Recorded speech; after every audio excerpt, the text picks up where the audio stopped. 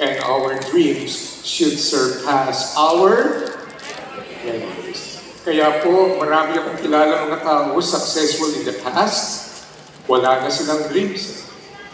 Ang kanilang memories na lang ang umiiral. For people who have only memories with very little dreams, their songs are limited to only 3 titles. Number 1, The Way We Were. Number 2, Old Lang Syne. And number 3, I Will Survive. That's not the kind of life we want. Pero ngunit, para sa mga tao mas maraming dreams kaysa sa memories, isa lang naman ang kanilang favorite song. Tomorrow, tomorrow, I love ya tomorrow.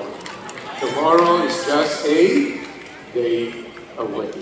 That's why, tonight, when you leave this place, I want you to always remember what are my dreams for my business. How do I work towards making my dreams a reality? Kaya yung mga nagre-rest lang sa kanilang past successes, kapag sila'y kausap mo, ang kanilang kwento puro past tense. Di ba napansin? Alam mo, 10 years ago, ganitong ginawa ko, 5 years ago, pero wala na siyang bagong storya. Ngunit, katulad po kanina, this gentleman who shared with you, punong-puno ng excitement, di ba? Punong-puno pa rin ng dreams. You and I should also operate on the excitement of our dreams. And so, 2020 was a shock to many. Dadali ko kayo in a short journey of what happened. 2020 caught us by surprise and it was shocking. We saw the impact of the initial fear of 2020. As a matter of fact, kung natatandaan niyo lamang po, mayroon tayong shortage of face mask, face shield, PPE, alcohol. Pero sandali lang, nakapag-adjust naman tayo. And then, hanggang ngayon po, hindi ko pa rin maintindihan. Maybe you can explain this to me. Nung natakot po yung tao at na-shock sa 2020, hindi ko pa rin makuha ngayon yung relasyon ng COVID-19 sa toilet paper.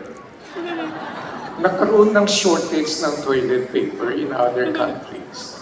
Now, you got to understand, that's what fear and panic can do to a person. And then, nakapag-adjust. USANA did very well in 2020. Diba? Pagpasok naman ng 2021, the contagion persists. Akala ng mga tao, siguro 6 months lang mawawala na yan. Tapos nandiyan pa rin, ano ba yan? And then pagpasok po ng 2022 initially, kung kailan nagbukasan ako ng November, December, pagpasok ng January, may sumalubong sa atin another variant with the Greek alphabet.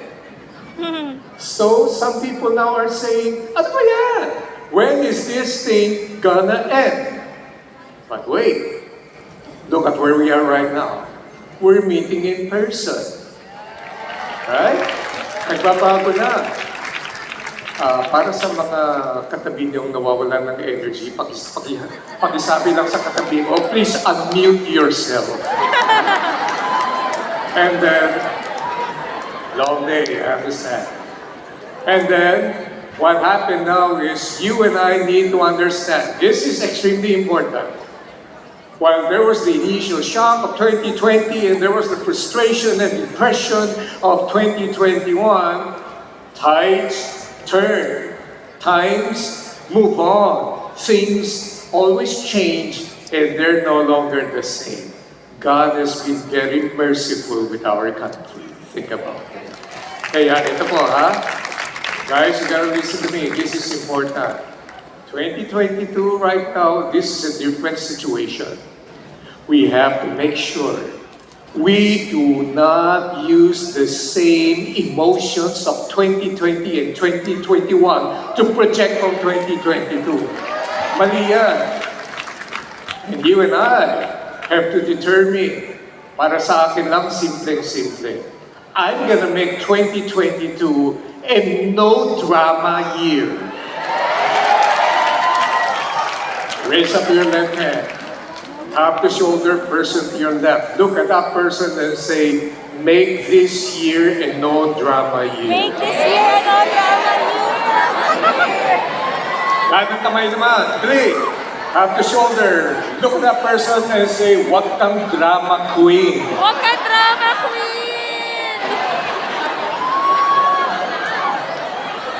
So saan tayo papalo? For all of you guys out there, here's what I would like to advise.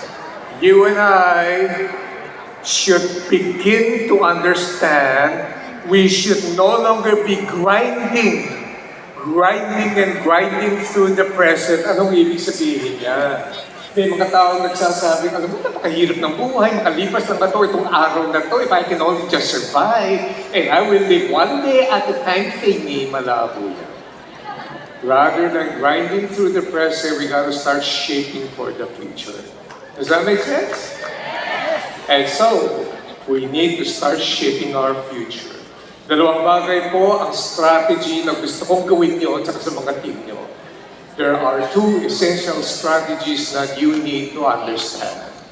In every business growth, if you want to sustain it, if you want to replicate it, dalawang bagay po. Number 1, you have to make sure that you're growing every day. You yourself are growing. You're growing your team. And your business is growing. Ang tawag po dito sa marketing, you begin to build incremental advantages, cumulative advantages, incremental wins, so that kahit konti-konti makikita mo, darating ka doon sa inflection point wherein everything now begins to go so fast, and then you begin to experience exponential results. Why? Listen, guys. There is no maintenance in business. In business, if you're not growing, you're dying. It's as simple as that. Correct? Kaya, kung puro past lang yan, saka memories, you're dying. But when you focus on the future and you get things moving, that's why you're gonna grow. So, you gotta grow. The next thing I want you to understand is growth cannot succeed alone without innovation. Ang innovation po, hindi yung mag-iimbento ka ng robot na biglang naka-acrobat. Ang innovation, simpleng-simple lang. How am I going to improve today? How am I going to improve my presentation skills? How am I going to grow my leadership skills? How am I going to grow myself and then I grow my people and then we grow the business? How am I going to strive for excellence every single day? Bakit po delikado ang maintenance? Ang tawag ko po dito, the curse of business, ang sumpas sa negosyo. Alam niyo ba kung ano yung sumpas sa negosyo? The curse to business is called inertia. Everybody say inertia. Inertia. Wait, here's my question. How many among you, when you were in high school, physics was your favorite subject? Taas ang kamay. Oh my goodness, bakit ko konti? What's the matter with you? Physics is a very important subject. When I was in high school, physics was my favorite subject. I love physics so much, I took it 3 times. In physics, you understand the principle of inertia. There's movement. Kaya lang, pag pinabayaan mo yan, inertia, left alone, one day will stay at rest. Dito sa negosyong to, marami akong kilalang leader. Alam mo, naghirap ako pagod na ako. Magre-rest na muna ako. Yes, rest in peace. You don't want inertia. What do you want? You want momentum. You want to push it forward. You want to shove it forward. Basta't gumagalaw, kahit na mali ang direction, madaling ayusin yung direction na yan. Ano ba mas madaling itulak? Yung coaching nakatigil o yung coaching gumagalaw? Kahit mali ang direction, pipihitin mo lang yung manibela, madaling ayusin yan. Pero kapag tumigil na yung coaching yan, it's very hard to resurrect a dead horse. Ano ang mga expression ng inertia? Kumikita naman ako Sila lang naman ngayon. Ano yung mga expression ng inertia? Meron naman akong residual income You know what? Residual income. The word residual come from residues. So ano ibig sabihin ng residues? Latak. I have investments. I can earn income from my different investments. But I'll never I'll never stop moving and rest on those passive income. So there are 3 stages in every person's life. Number 1, survival stage. Naalala niyo ba? Fresh out of college, you were wondering, my first job, ito bang pinapayad sa ating sweldo? Kaya ba ako mag-survive o hindi? But you've gone a long way from that one. Now you enter the second stage, which is called the success stage. Ito mahaba to. You begin to build your business. You begin to grow your business. You begin to build your team. You begin to add more income. What a lot of people fail to understand is that yung mahabang stage ng success na yan, kulang pa yan. Meron pang isa. After the survival stage and the success stage comes the significant stage. Everybody say significance. Significant. This is the time when you leverage your successes in creating value, helping people, giving, becoming a channel of blessing. Kaya today, if you take a look at the people who are successful, what is it that makes them continuously successful? They are constantly moving. They are in motion. Wala akong nakita talagang umaseso sa buhay at pag palagi nagiging asensado na wala nang ginawa kung hindi nagre-rest in peace. So, let's summarize. You gotta have reflections of the past. You gotta celebrate your present. But you gotta build your dreams. And you gotta keep on moving. This time, for many of you who are millionaires out there, it's not just the money now. This is no longer just a bright, shiny object that you buy. This is not again those designer brands alone or a sports car that we used to flash.